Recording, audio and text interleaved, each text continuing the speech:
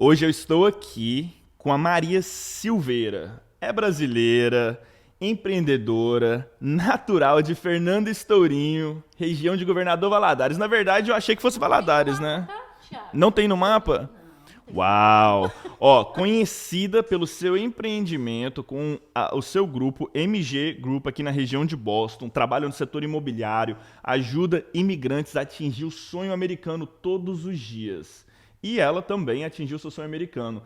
E, gente, ela é empreendedora, formada com vários diplomas, mestrado, quase doutorado, né? Quase, quase. Eu vou deixar ela contar pra você. E tem uma coisa muito interessante da história dela. A dificuldade que ela passou para conseguir o seu documento e chegar onde ela chegou. E a gente vai contar tudo aqui hoje, ou quase tudo, né? Porque tem certas coisas que a gente não pode. Eu não vou me lembrar. Não vai? Não vou me lembrar de certas coisas. Olha, eu vou perguntar e se ela quiser dividir, Mary, você divide, hein? Mas aqui, a história é foda. Fica ligada então que você vai saber em breve. Sejam bem-vindos ao The Thiago Prado Experience. E você vai ouvir agora mais um episódio da série Imigrante Rico. Meu nome é Thiago Prado, sou brasileiro, imigrante e empreendedor nos Estados Unidos. Eu moro aqui há mais de 22 anos. Essa é nossa série Imigrante Rico, onde você vai conhecer histórias reais e fascinantes de como imigrantes brasileiros se tornaram empreendedores de sucesso na terra do Tio Sam. Se você tem o sonho de migrar para algum país e se tornar um empreendedor internacional, acompanhe a nossa série porque aqui você irá aprender muito com uma jornada cheia de desafios, erros e, claro, muito sucesso de cada um deles. Então é isso, não dê sorte pro azar e venha entender o verdadeiro significado de ser um imigrante rico. Se liga aí que já vai começar, hein?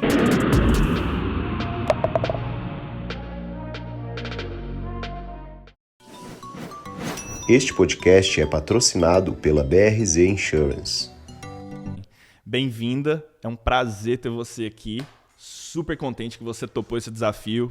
E o que eu quero tirar daqui hoje? Quais que são os fatores que levam o imigrante a ter sucesso aqui na terra do Tio Sam?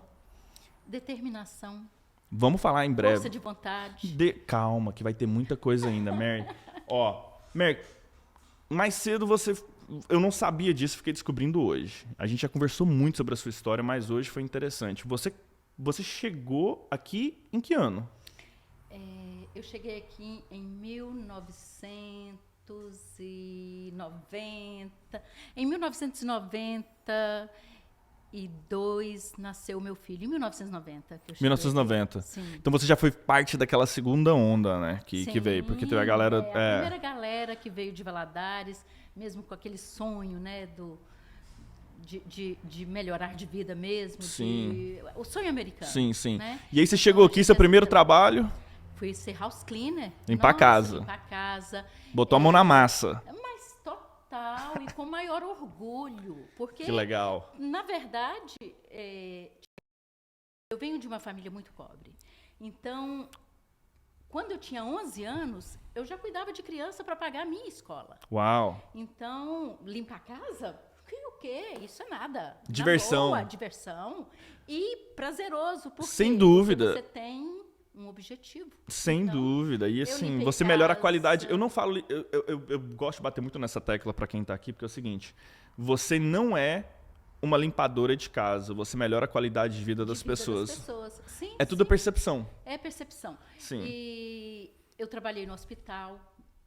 Fins de semana eu trabalhava no hospital. Isso foi nessa primeira vez que você veio, né? Primeira vez que eu vim. Trabalhava fins de semana no hospital. Tomando conta da qualidade de vida dos doentes, deixando os quartos deles limpos. Sim. E durante a semana era de segunda a sexta na limpeza. Cara, e o segredo, para quem tá escutando aí, ó, não tem segredo, é ralar, é botar para quebrar. E aí, você ficou aqui quanto tempo? Na primeira vez nós ficamos aqui 4 anos e meio. E nasceu o meu segundo filho. Seu segundo filho? Sim. Todos dois nasceram aqui? Não. O meu primeiro filho, a razão pela qual eu vim para cá da primeira vez foi porque nós perdemos meu primeiro filho. Então a gente estava sem rumo. Sim. Eu e meu esposo, a gente tinha perdido mesmo qualquer estímulo. Viver na nossa casa que a gente tinha construído com ele era muito difícil. E ver a vida passar sem ele era Sim. muito difícil. Continuar o meu trabalho e na mesma casa, na mesma rua. Eu era professora com Sim. crianças. Ficou muito difícil para nós. Sim. E então nós decidimos vir para cá. E aqui chegamos com muita força de vontade para trabalhar. E Se passamos reinventaram. 4 anos aqui, nos reinventamos. Meu marido era bancário, trabalhava na área de educação, eu era professora. E qual que foi seu primeiro curso que você fez? Eu fiz pedagogia e orientação educacional. Legal. Por isso que você tem essa pegada de estar sempre educando as pessoas, estar dividindo conhecimento. Agora eu entendi de onde está vindo. Acho que não. Acho que a gente tem missões. Sim. Independente do que você é um olhar diferente para a vida, talvez. Não, porque você divide muito.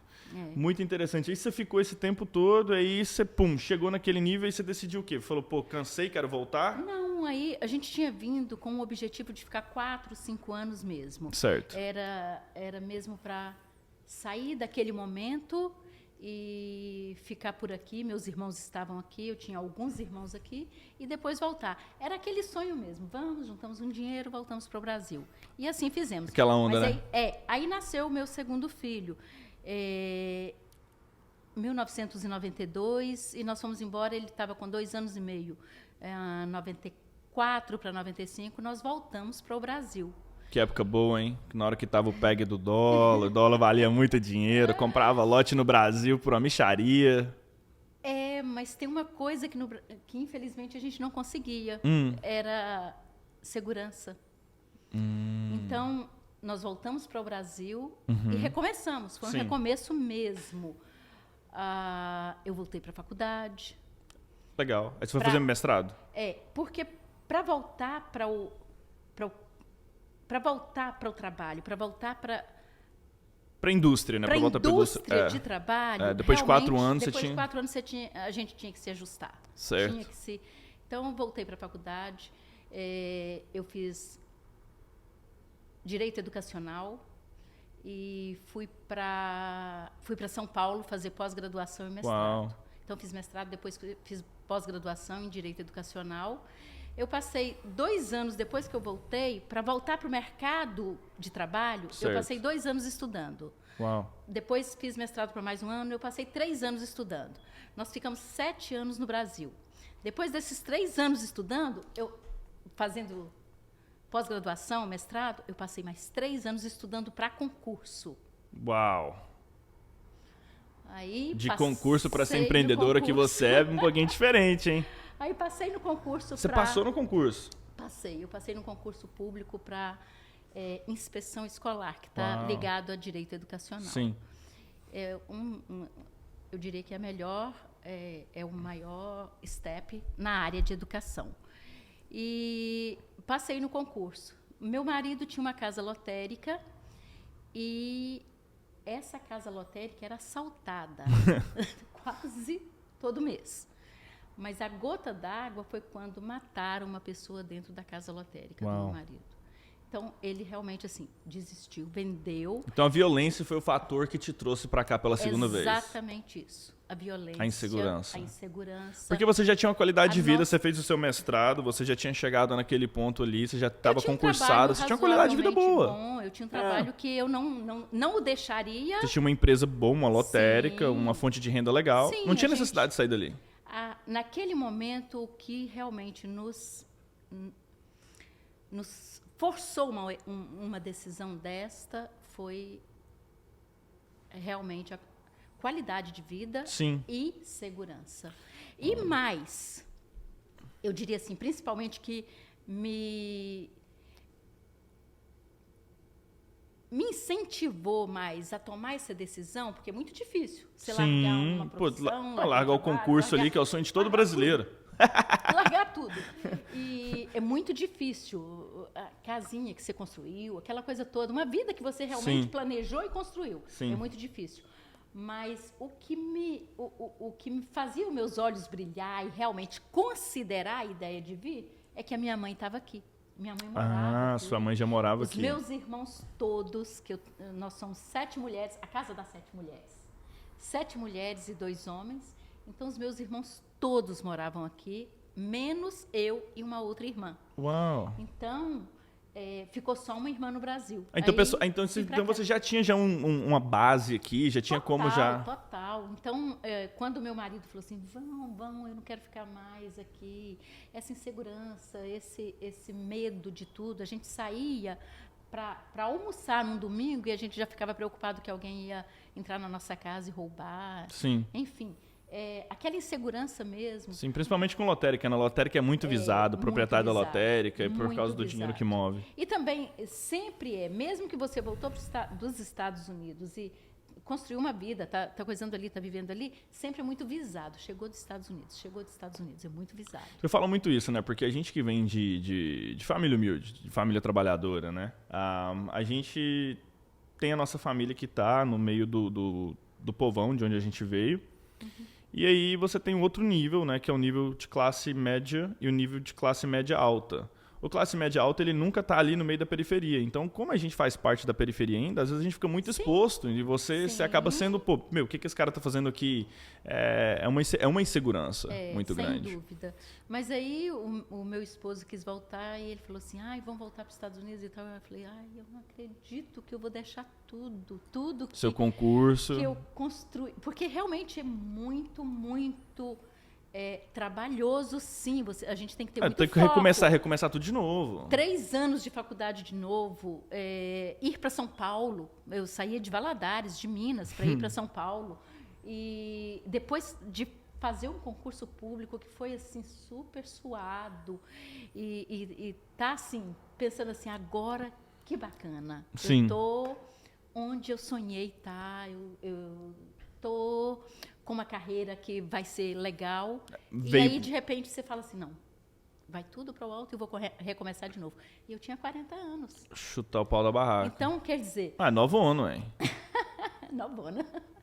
Então, eu disse para o meu marido, porque ele não gostava daqui. E eu gostava muito, sempre. Então, a decisão de ir embora no passado foi dele. Então, eu disse para o meu marido, eu vou, mas eu não estou indo para os Estados Unidos. Eu estou mudando para os Estados Unidos. Então, dessa segunda vez, já foi uma mudança. Mudança. Âncora. A hora que eu saí de lá do Brasil... Com mindset. Eu já saí para morar aqui nos Estados Unidos. Eu não saí de lá para ficar aqui, construir um pé de meia e voltar para o negócio. Não, eu falei, não vai mudar. Tem coisas que não iriam mudar. Gente, acho que eu estava jogando o balde fora pela segunda vez. Isso aí é um fator importantíssimo. Agora vamos falar aqui agora dos fatores que levam o imigrante a ter sucesso, né, aqui na terra do Tio Sam. Eu acho que você ter uma missão clara e bem definida, um propósito, um porquê, igual você escutou a Maria falando aí, a primeira vez ela veio com um objetivo de vir um tempo e voltar. Então era um objetivo meio confuso. Já a segunda vez, ela já veio preparada com a intenção de construir uma vida aqui. E aí você vai escutar o resto, porque é interessantíssimo. Então fica ligado aí. Marido, interessante. Aí você já veio já de Malicuia. Já vim de Malicuia e foi super engraçado que eu cheguei aqui e o meu marido veio depois. Que eu consegui o visto, ele não. Porque eu tinha o meu trabalho, então era fácil para conseguir um vinculado, visto e tal. Enfim, mas ele não conseguiu o visto. E meu filho tinha nascido aqui, então nós viemos. E o meu marido veio pelo México. Da forma tradicional valadarense do Goiano, nós é acostumado com mata, capoeira, naquela época era fácil. Simples. Então, quando eu cheguei aqui, eu e meu filho, e ele tentando vir, aí eu me lembro, morri de rir, que ele virou e falou assim, meu bem, e se eu não conseguir ir? Eu virei e falei assim, você não tem opção. Ou você vem, ou você vem. Porque nós não voltaremos. No pressure. Eu falei assim, não tem pressão. Você não tem opção, porque no aeroporto, Tiago, eu liguei para ele, são curiosidades interessantes. Sim. Eu saí do Brasil no dia do aniversário dele. Eu falei, esse é o presente de Natal, esse é o presente de aniversário que eu estou te dando. Eu estou largando tudo e estou indo para os Estados Unidos. Eu estou trocando tudo que eu tenho aqui pela minha família lá.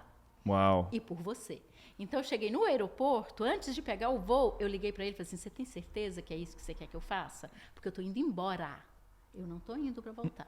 E é melhor você chegar lá, filho, porque eu não volto, não. Aí, quando ele me ligou, eu virei e falei assim, mas você não tem opção, meu querido.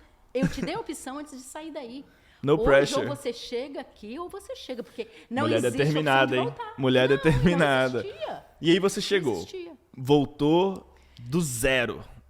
Ou do negativo, como é que foi dessa Do volta? negativo, $15.000 para o marido passar pelo México, né? Nossa, e... $15.000. Aí daí a 2 semanas chegou ele aqui, não, um mês. Chegou ele aqui e a gente com uma dívidazinha de $15.000, né? Gente, E começando do zero. isso aí eu acho fascinante. A gente fala muito aqui das outras histórias, igual você escutou aí no passado, os outros episódios. Quase todo empresário que conversa com a gente aqui, a pessoa, né, imigrante de sucesso, tá, que atingiu um nível já que a gente considera muito bem sucedido aqui hoje, eles têm uma coisa em comum. Ou eles chegaram aqui do zero ou do negativo. E não tinha plano B. A Maria, tinha plano B? Não, só o A. Chegar E se o A não desse e certo? encarar a vida. Era o A de novo. Não existia carta na manga, não existia second option, não. Era plano A e plano A. E daria certo, porque a gente Vai dar certo. Vai. Quando você quer, Mary, você faz. É interessante, sua mãe já estava aqui, seus irmãos aqui, e assim, como que você chegou e aí, não sei se eu tô pulando agora, me ajuda a entender aqui. Você voltou e aí você começou a fazer o quê aqui? Até o seu esposo chegar, demorou quanto tempo? Demorou um mês para o meu esposo chegar. E, Tiago, eu cheguei determinada e com uma ideia fixa. Eu vou estudar. Eu vou fazer... Eu já cheguei sabendo que eu ia fazer o curso de real estate, de corretor de imóveis. Então você já veio, papum. Eu já vim... Papum. Papum, sem saber... Quer dizer, eu sabia, né? Sim. Hi, bye, né? Mas sem saber inglês, eu falei assim, é o que eu vou fazer. E eu vou me preparar para isso. Então, eu cheguei... O primeiro mês que o meu marido estava não vinha, foi aquela adaptação de estar morando com a minha irmã. Sim. E fiquei naquela adaptação. Assim que meu marido chegou, eu peguei o livro de real estate e coloquei debaixo do travesseiro. Eu não sabia nada. Eu abri aquele livro, não tinha nada para mim. Nada. Ué, mas é só você olhar no Google, ué. Botei ele debaixo do travesseiro. Naquela época não tinha Google não, né? Não. Botei ele debaixo do travesseiro para me convencer que seria possível. Amém. Eu dormi com esse livro debaixo do travesseiro por um mês. Eu vou conseguir. Ai, meu Deus, eu não sei. Mas eu vou achar um jeito. Eu não vou desistir. Eu vou achar um jeito. E aí... Não tinha Google, não tinha Google Tradutor, esse negocinho de você tirar a foto, traduzir a página. Não. Aí eu comecei a estudar. Aí a minha irmã trabalhava como corretora, a Zélia Barbosa, e eu falava, Zélia, que palavra é essa? Ela, eu vou ter que sentar com você para te ensinar, porque realmente, assim, eu não sabia era nada, né? Eu, Zélia, aí eu juntava as palavrinhas, mas não dava para saber o que era. Não. Então, eu comecei, e era difícil naquela época. Porque... Eu comecei a traduzir o livro, peguei um dicionário e traduzi o livro. Mas mesmo traduzindo, que eu comecei a traduzir aos poucos, era difícil juntar as ideias. Não tem como, Não porque tinha como. é legal, então é não tinha linguagem como legal. juntar as ideias. Então eu tinha que ler em inglês 300 vezes para ver lá em português significa isso e tal. E quanto tempo demorou para você fazer esse trem tudo? Pra você chegar, pá, tirou licença e passou? Olha, Tiago, teve uma vez que a minha irmã chegou para mim e falou assim, você tá lendo o livro de trás para frente? Porque eu não saía do lugar.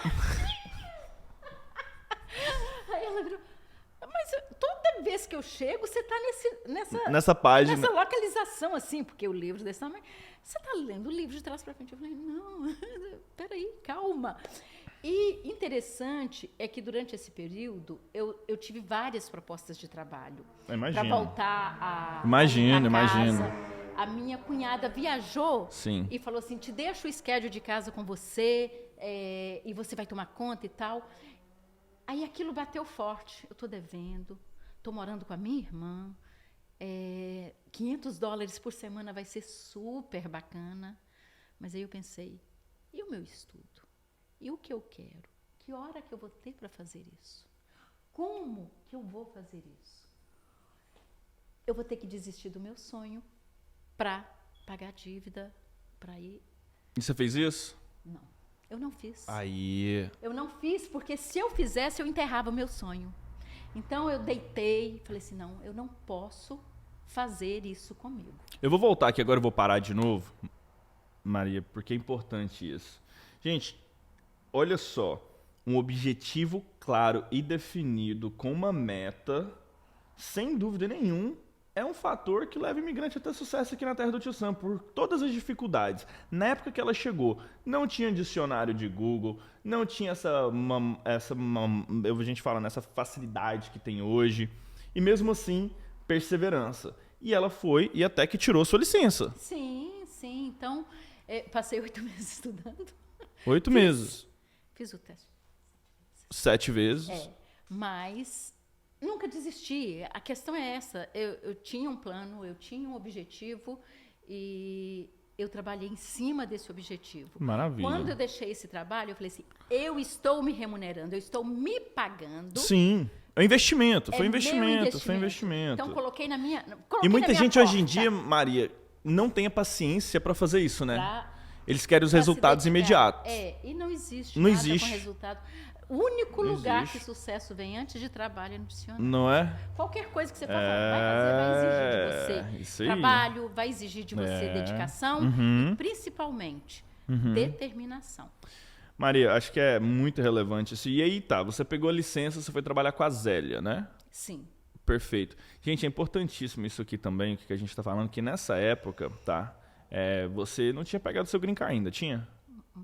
Pois é, você pegou licença e estava trabalhando. Inclusive, porque eu precisava de ter aquele social, aquela coisa assim Sim. e tal, eu comecei a rodar tudo enquanto era Dunkin' Donuts para ver se alguém assinava para eu entrar naquela lei e tal. Só que era muito difícil. Sim, era naquela época era muito difícil. Então, mas graças a você Deus, usou o Tax ID Number. fazer o meu teste, eu podia tirar minha licença com o Tax ID Number. Sim. E claro, entreguei aquele Tax ID Number lá para a companhia que eu fui. E deu certo, e deu foi uma certo, benção. e deu certo. Gente, isso aí, perseverança, tá? E você colocou para quebrar. E Maria, você passou uma fase difícil depois, né? Você teve uma fase difícil na sua vida, que quando você entrou no ramo de real estate, você tinha seu filho, seu esposo já estava aqui, você crescendo, e você teve uma dificuldade. Assim, a vida é cheia de altos e baixos. A gente sobe montanhas, desce, a gente anda caminhos traçados. Sim. E quando nós chegamos, claro, como todo imigrante legal... Indocumentado. Indocumentado. Não existe imigrante não, ilegal. Não é ilegal, indocumentado. Ensinaram a gente a falar isso, entendeu? A gente não é ilegal, a gente é indocumentado. Isso. Então, nós entramos num processo de legalização na época, mesmo por causa dessas... que tinha algumas formas da gente tirar. Eu pedi extensão da minha permanência e entrei num processo de legalização. E esse processo de legalização, ele acabou depois trazendo para a gente alguns problemas, porque o advogado que tinha entrado com o nosso processo, ele foi cassado. Então, começou a surgir os problemas não só em relação à imigração, mas esse advogado foi cassado e todos os processos que ele tinha começaram a receber carta de deportação. Incrível. Acho que eu lembro dessa história. Que ano que foi isso? 2007, 2008, mais ou menos? Não, antes. 2005. Eu cheguei em 2001, eu lembro disso. 2004 para 2005. Uau, e você estava no meio daquilo. E eu estava no meio daquilo. E eu não deixo a coisa quietinha daquele jeito que estava. Escrevi cartas e tal. Ué, mas por que eu? Eu não fiz nada demais e tá. Aí pronto. Mexi onde não devia ter mexido. Recebi carta de deportação. Uau, então você recebeu uma carta de deportação? Eu convivi com uma carta de deportação de 2010 a 2015, por 5 anos. Até meu filho fazer 21 anos. Lutando contra... Sim, teve uma vez que uma advogada virou para mim e falou assim, Tiago, não tem mais o que fazer por você. Você tem que assinar a carta E concordar em ir embora. E concordar de ir embora. Eu virei para ela, o quê? Mas nem que eles me mandem, eu vou assinar isso? Mas nunca. A Gese estava comigo, junto com a advogada. Essa é uma irmã dela que a gente vai ter aqui também, então fica ligado que a Gese vai estar nesse podcast, é uma outra história fascinante, mas é uma história para outra hora. Continua. É a última, tá? Mas aí we save the best for last. Aí a Gese estava comigo. E eu aprendi inglês para estudar. Então, eu não falava inglês.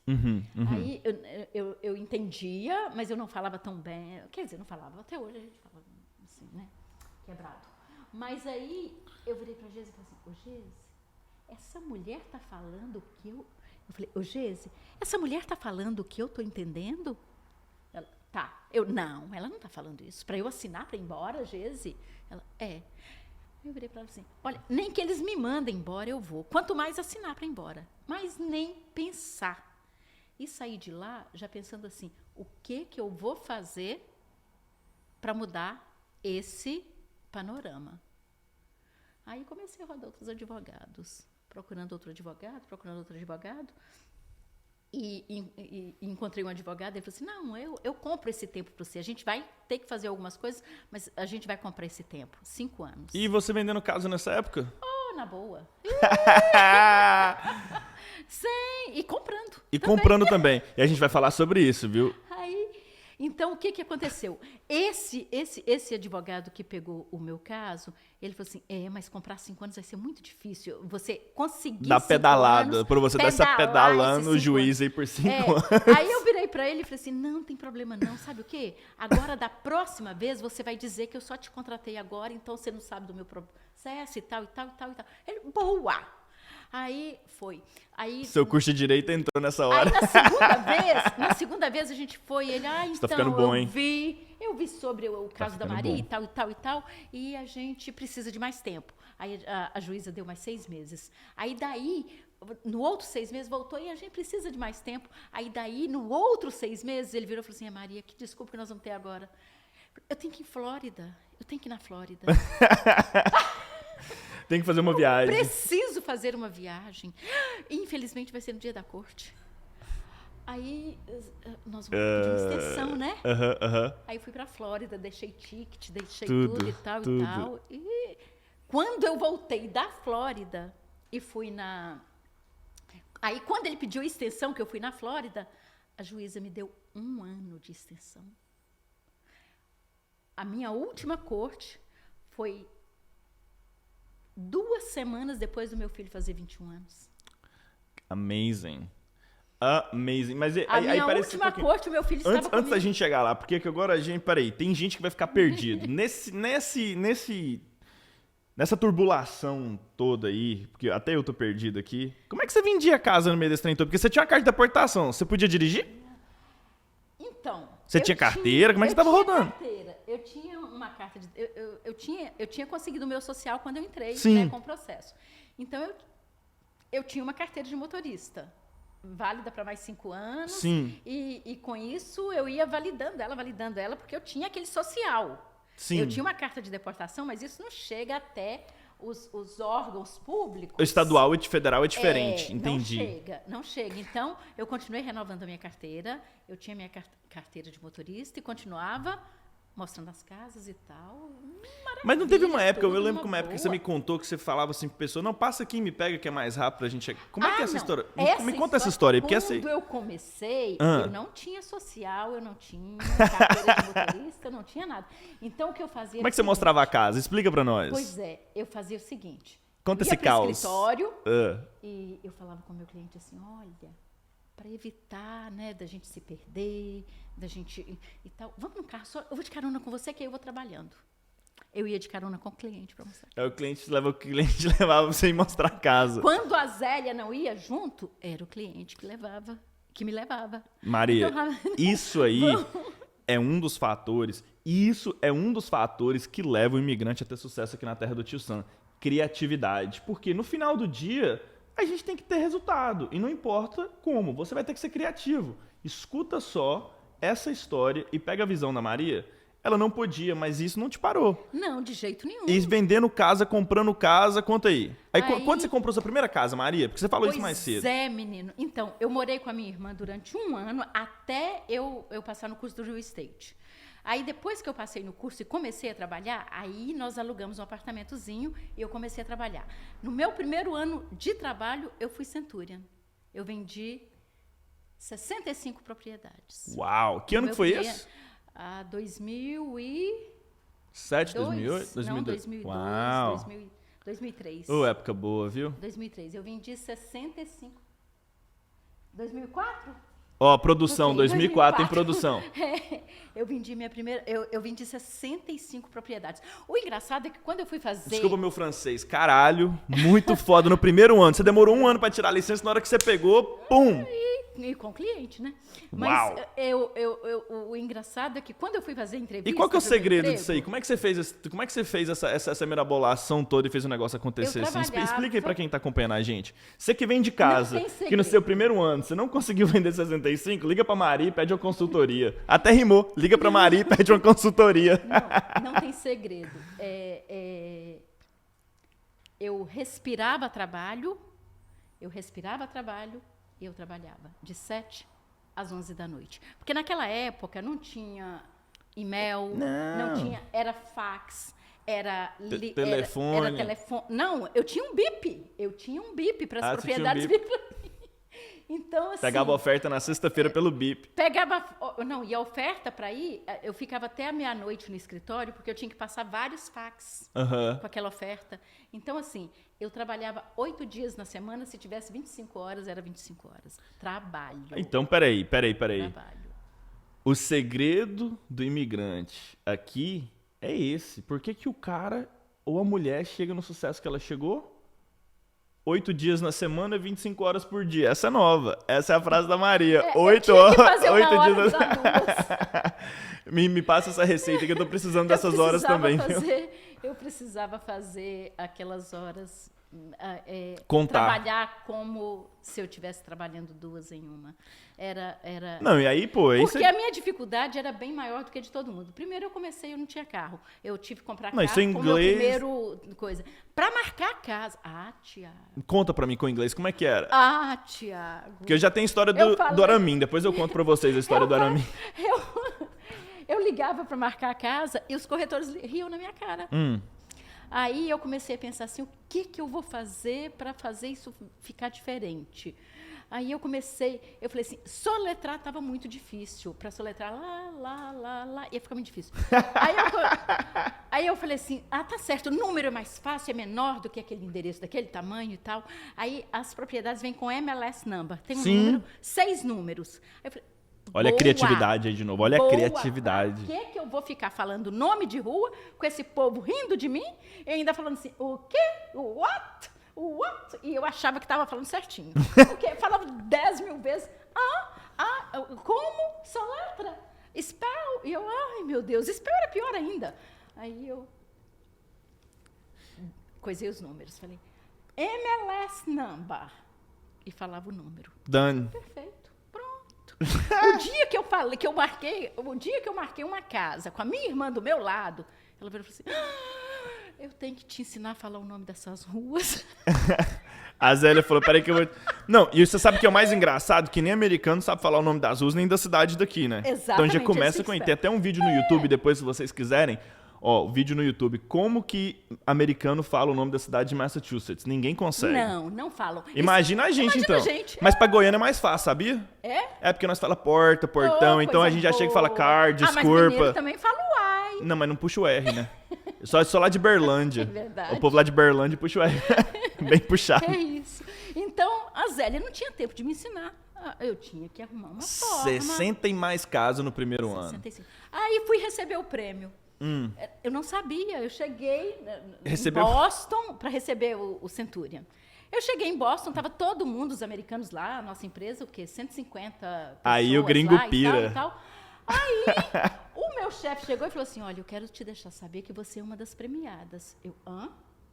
Eu? Aí os americanos olhavam assim, mas ela nem sabe falar inglês? Um falava, essa menina? Não. O outro, não acredito.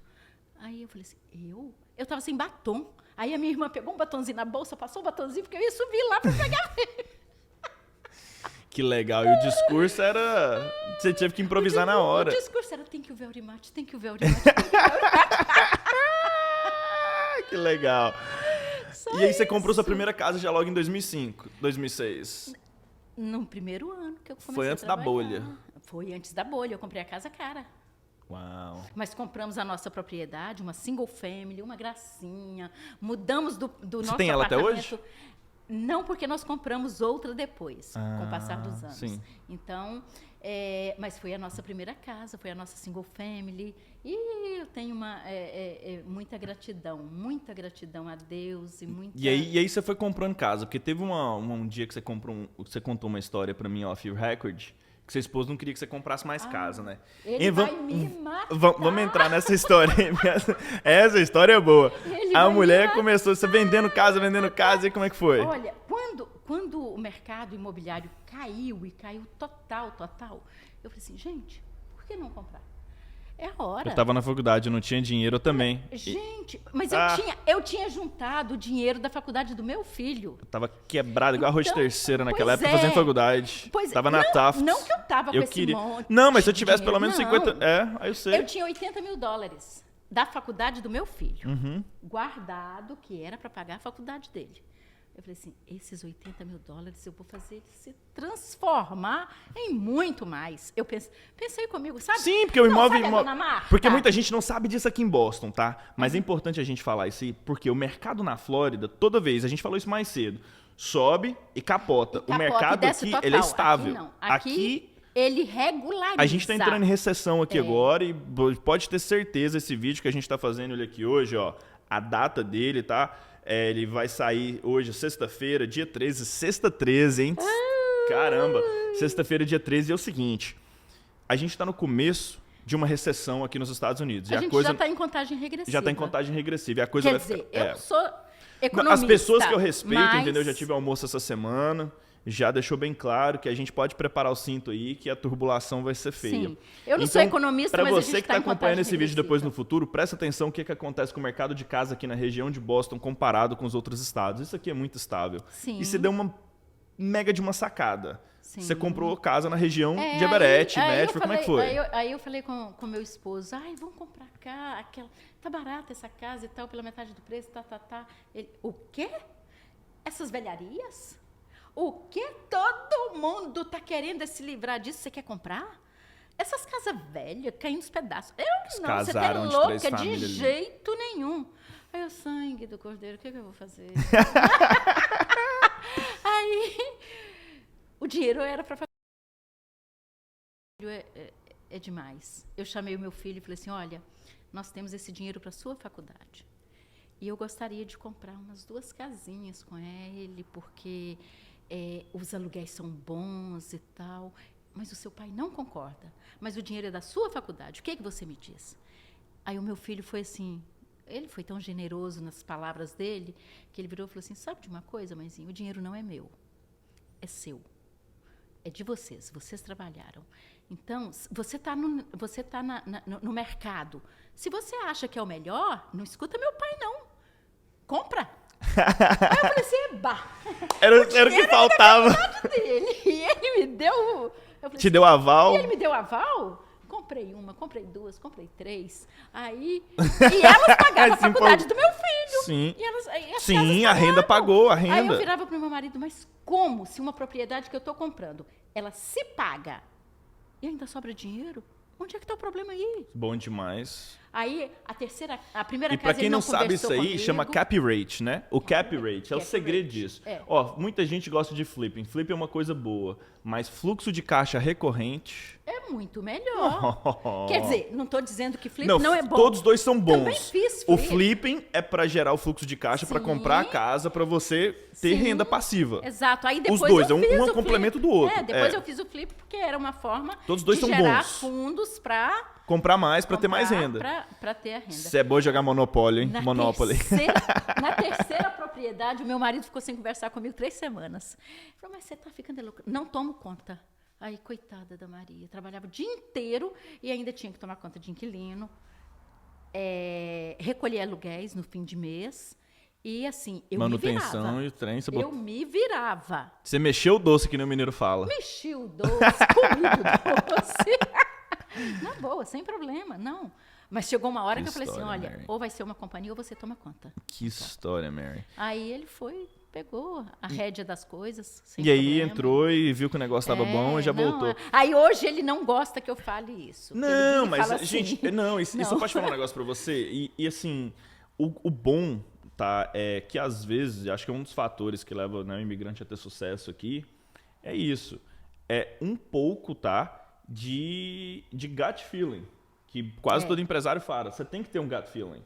E se você tem um gut feeling, não pode ter medo. não pode ter medo. Não pode. Você tem que ter cuidado com a falta de conhecimento, trabalhar com profissionais que têm a capacidade intelectual. Eu falo muito isso, tá? Ó, foca nessa aqui agora, tá? Você não vai no mecânico e pede para ele fazer cirurgia no seu cérebro, certo? De forma alguma. Então, para que você vai num profissional que não tem experiência e pede para ele te dar, como é que se diz? Assessoria financeira, quando o cara não tem nem casa. Como que você compra uma casa de uma pessoa que não tem casa? Sim. Por isso que eu comprei a minha primeiro. Não, sério, não tem como. Como você trabalha com um profissional que está te fazendo eu comprei porque eu financiamento que não tem um precisava da financiamento próprio? Então, assim, cá entre nós, é importante isso. É sim. Mas foi uma época muito de muito aprendizado. Porque Não, sem dúvida.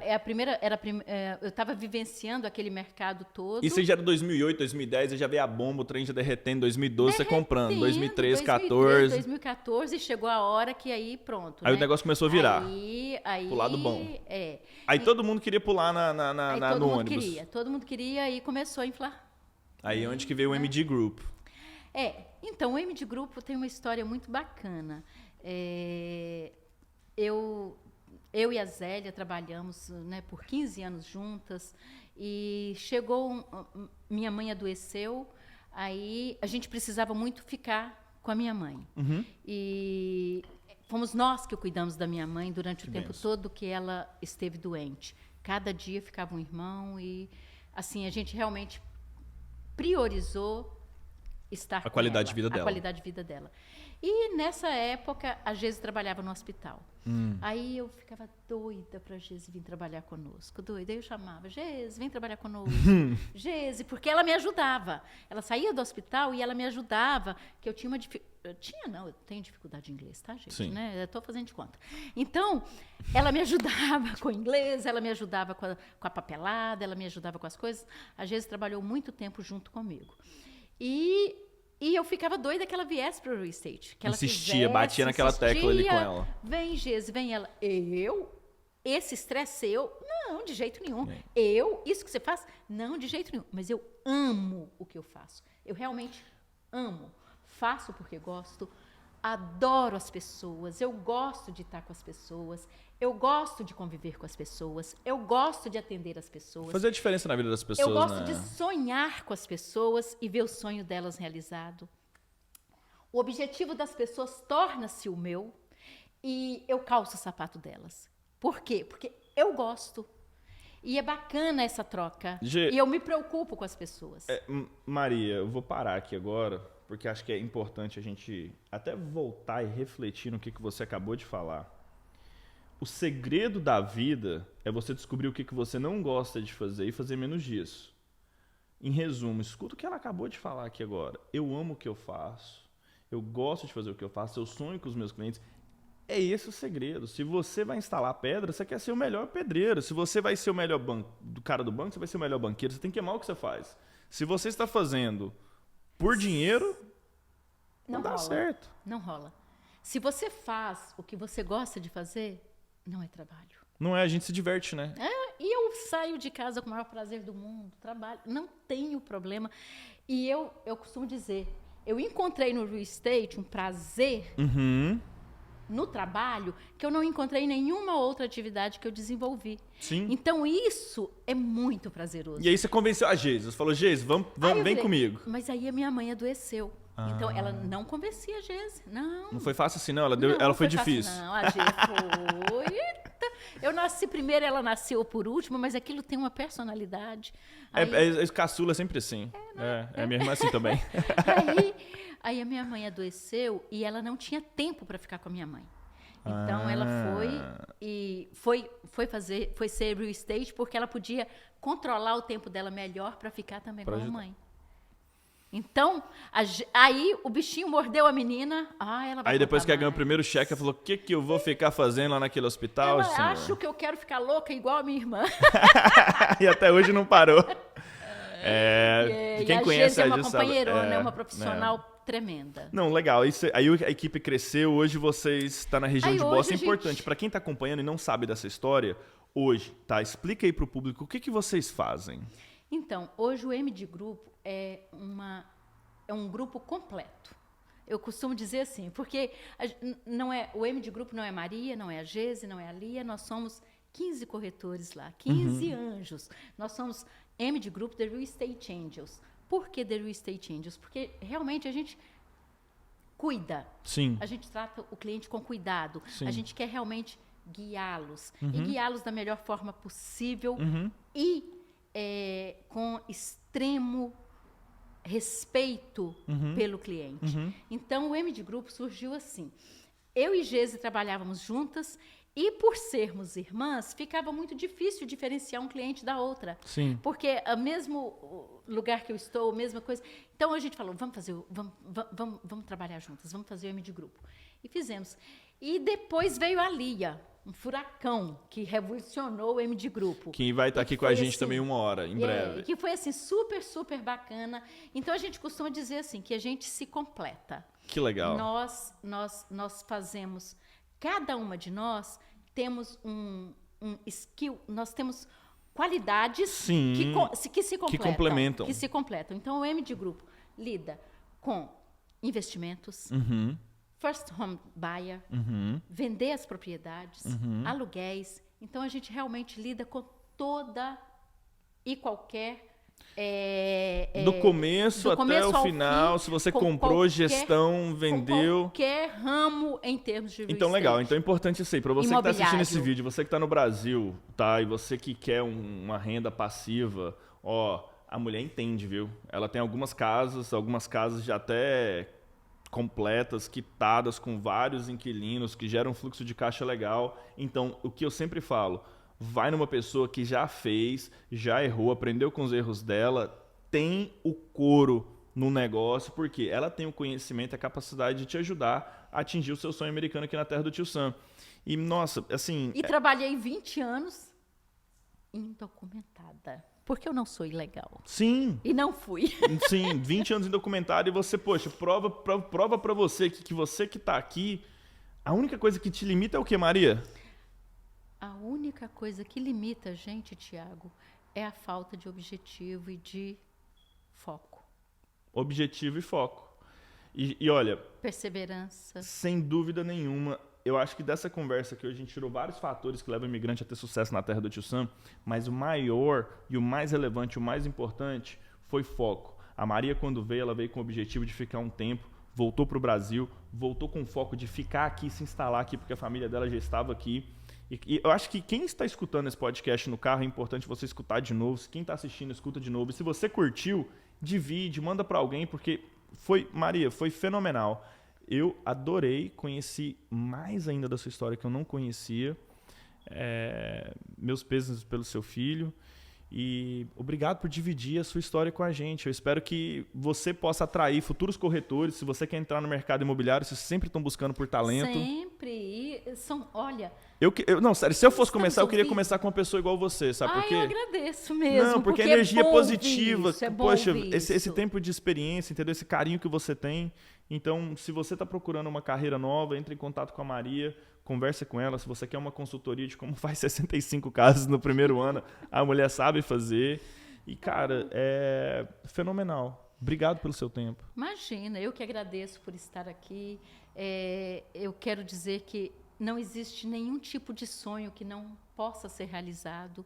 A gente não precisa de caracterizar nenhum sonho como grande, pequeno, médio. Existem sonhos.